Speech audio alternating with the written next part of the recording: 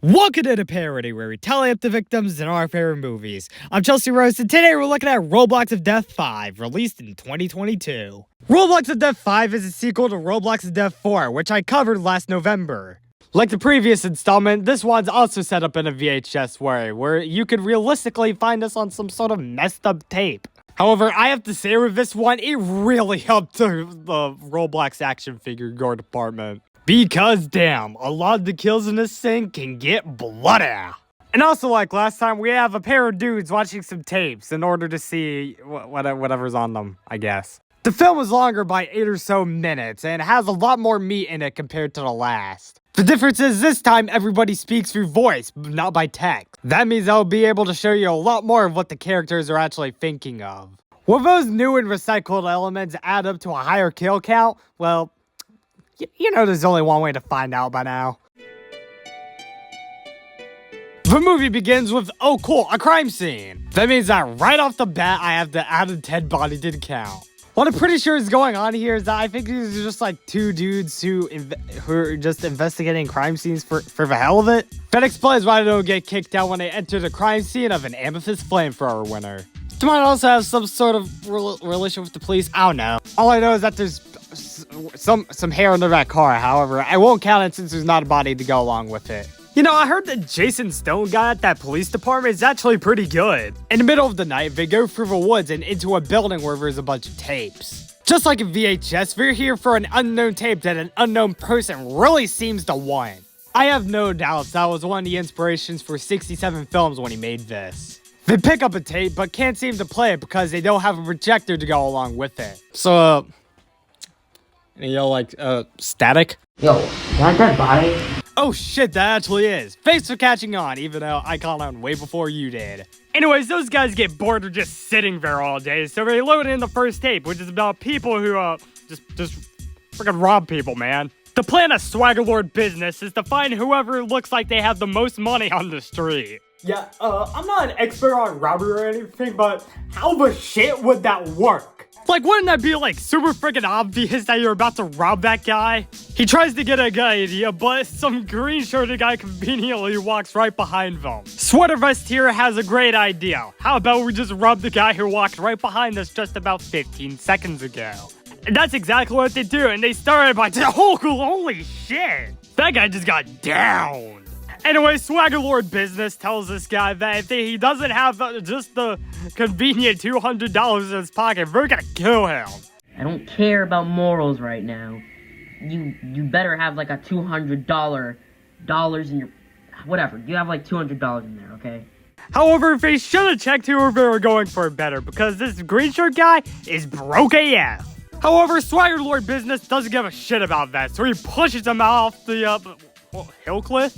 His head is cracked open on the ground, but he isn't quite dead yet. But anyways, here's a random ass car that, holy shit, that messed him up hard. So now there's no dispute that this guy is flat out dead. Anyways, let's see what these police officers have to say about it. Jeez, half of his face is gone. God, I can see the bone in there. Oh God, this has to be a suicidal accident. A suicidal accident? Okay. How does that also make sense? You're telling me a car that looked like this could feasibly do this to a guy who killed himself? Like, if it was a suicidal accident, he probably would have just jumped in front of that shit. It wouldn't have... I don't think it would have done that to his body. No. You cop are a dumbass. But also, like, I'm not too, favorite expert on that. So correct me in the comments, or whatever. And by the looks of it, the cop on the left even agrees with me on that one. With no feasible evidence on both sides of the argument, they decide to leave the case alone. Since they'll always know what they did at this specific point in time, they have a discussion about whether they should leave it alone too. Thankfully, they reach an ultimatum pretty quickly. They decide that they should get the hell out of here and just forget about it! Purple hair girl gets back home, but the scene literally serves no other purpose other than to show that the green shirt guy is back alive, just undead and such. I will say it is kind of spooky. Like the kind of tension and such, that's spooky! She goes outside and is confused about just about everything that's going on, so she decides to go meet up with her friends. Swagger Lord Business is telling, the leaders of her entire ring, or whatever, that he couldn't get the $200 because he killed the guy who could have had it. However, Vet gets sidelined because this guy saw him how he got that golden gun. Oh, no need to flex on you being an Arsenal pro. Purple-haired girl gets there to tell everyone that the green-shirted dude is haunting her in her dreams and basically everywhere. It turns out that she's not the only one in the group being haunted by him. In fact, everyone is. Sweater Vest describes that he's also having dreams about him, and turns out he should be here any second now. And I think he's here. It's ultra reveal when Blondie here is revealed to be a hammerhead. For response to her friend dying right in front of him is just to call the killer wimpy. That is until Arsenal Pro sees a flying wrench. The flying wrench gets him down, and when he thinks it's all over and done with, oh look, some flying pliers. You know, Arsenal Pro, that's just a little freaky. What's the worst that could happen? I spoke too soon. But seriously though, this is another solid kill to add to the count. White and black shirt guy is furious about the death of Arsenal Pro and wants to kill the guy responsible. But I mean, like, technically, I already added him to the count. Black and white argues that the guy is basically invincible, so he's deciding that he wants to get out of here once and for all. While making his getaway, he drops his gun, which was a fatal mistake. Green shirt's flash of light cements him as being shot in the chest. With the slaughter continuing, their new plan is to apologize for killing him earlier. They say that they didn't mean to kill him, which, that's just a flat-out lie. And they also try using pity. Sweater Vest over here thinks that he's actually gone, but guess what? He isn't. I sent that foul Sweater Vest with a plier shot to the eye. Purple Hair decides that she can't deal with this anymore. With that, she adds a kill in this segment that's not from Green Shirt. With that, the only one left standing is Swagger Lord Business. However, that doesn't last long, as he's shortly under the tire of that getaway car. He tries further negotiating out of the situation, but Green Shirt just won't let him go. Doesn't this shot remind anyone else of Emesis Blue? Like the one where the spy shows Jules Archibald his burned up face? Apparently, Swagger Lord Business doesn't get how good Emesis Blue is, and for that, the tire starts rolling.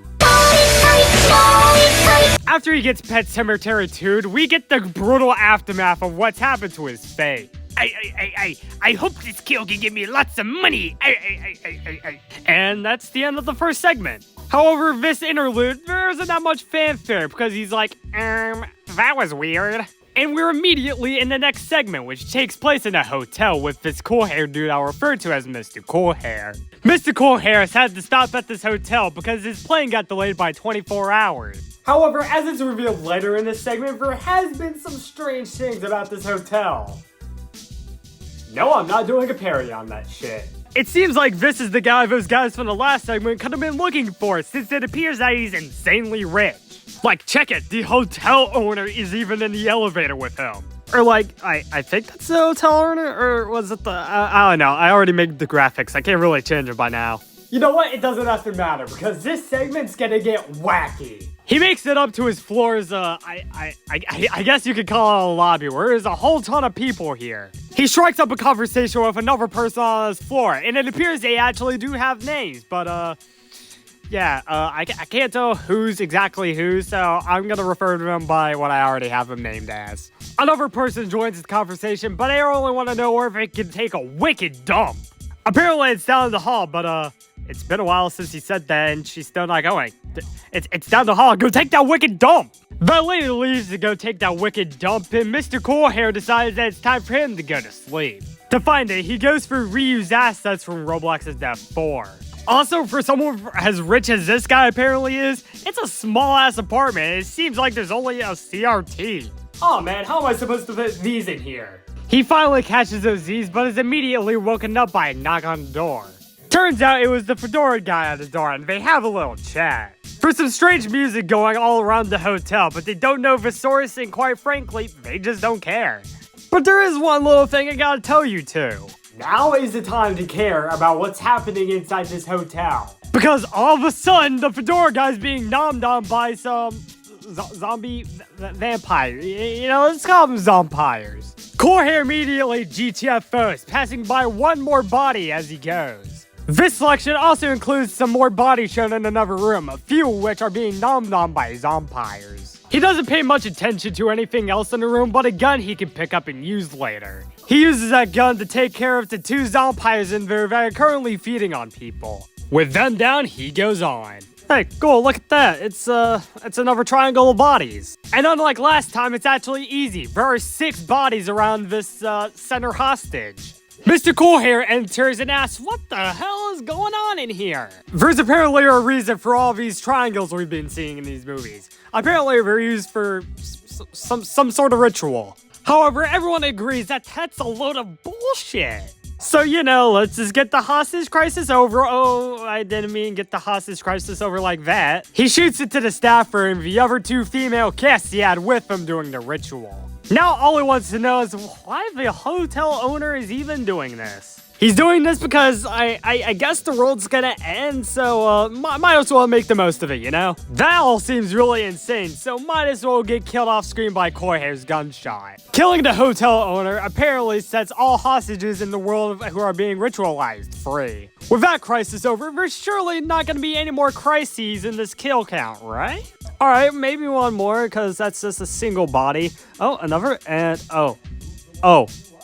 God damn it! From what I can tell, there are at least 12 distinct bodies around here, although that number could be off due to the amount of zompires here. Coolhair, appropriately, is also pretty disturbed by the sight. The zompires all spot him, but he pretty quickly manages to spray 2 across their chests. However, there were 5 in that shot, so he's not done with them at all. He beats an attacking zompire with his gun before he just shoots another one. The prominent female zompire reaches onto him and wants him to come with her. There's no time for freaky shit like that, so he just lodges that hammer in her face. Oh my god. With his killing spree mostly done, he goes for another door. At the actual entrance, he finds a head and a bifurcated body, who all count as 2 separate victims. He reaches his car outside the hotel, which, I don't want to scare both of you, but, that's a decapitated body leaning on that car. After all the mania that's occurred at the hotel, both of them decide that they should both get the hell out of here together. On the way to the airport, both of them say that they had the exact same delayed flight. However, Mr. Coolhair's whip just stops on the middle of some train tracks. So let me guess when this segment takes place. So he stopped in the middle of some train tracks, he had someone else in the car with him.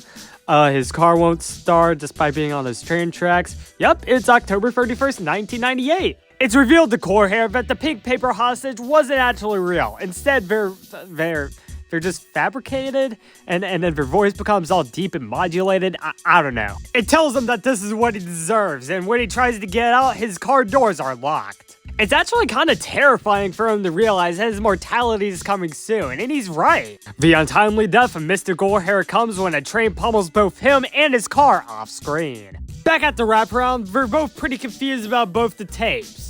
They both get out of that room only to find a person with a camera unwillingly stuck on their head for a change. However, it's no use staying alive as their circuits break and outcount them and another body we can see in the bottom of the frame. They assess the situation and it's like, dude, this is pretty f***ed up right here, and decide to do what everyone else in this movie does. We gotta get out of here. No time to waste, man. On their way to leave this mess, they encounter 3 more bodies in, yet another room. I can't tell if we've already counted them before, but they seem pretty new-ish to me. This guy's pants are probably more soiled than ever, but it doesn't help when there's a knock at the door. What the fuck's out there? Shit's so creepy it makes him drop an F-bomb. A bit later, the cameras almost died out, and they realize that, man, I think we're a bit screwed. That entity breaks in and we hear a really loud gunshot. The movie ends with the reveal that both of them have been killed. Hey guys, like and subscribe if you want to see more title cards. Did this tape house manage to fulfill our death quota? Let's find out and get to the numbers. Hold on, I gotta go investigate what this is. 56 people died in Roblox Death 5, 9 more than its predecessor. The victims consisted of 43 men, 9 women, and 4 victims of unknown gender, which gives us the most basic 3-part pie chart of all time. With a runtime of 36 minutes, Roblox Death 5 had a kill on average every 38.57 seconds. I'll give Amethyst's Flamethrower to Swagger Lord Business because of how generally straight to the point it is, and also because it has some really nice gore. Broken Pistol will go to the 12 Hotel Lobby Bodies. No explanation. And that's it. Roblox of Death 5 was released in 2022 and would be followed by, predecessors, I guess, judged by how we're numbered 1, 2, and 3. I'll look at that some other time, but for now we have to get to other stuff, like Digital Circus, Murder Drones Episode 8, Wilhelm Gustloff, forget about it, all that stuff. We'll be covering some of those within the next few months, but until then, I'm Chelsea Rose, and this has been The Parody. Thanks a lot for watching this parody. I had my sights on covering this film for a while, but I didn't get around to it until now because I'm gonna be honest, I didn't really have that much time to do it, lol. But now I did, and I got done within roughly 8 hours due to a lot of caffeine. Like, seriously, I've been up for the past 21 hours and it's like 5 in the morning. Like, what? Anyways, thanks for watching.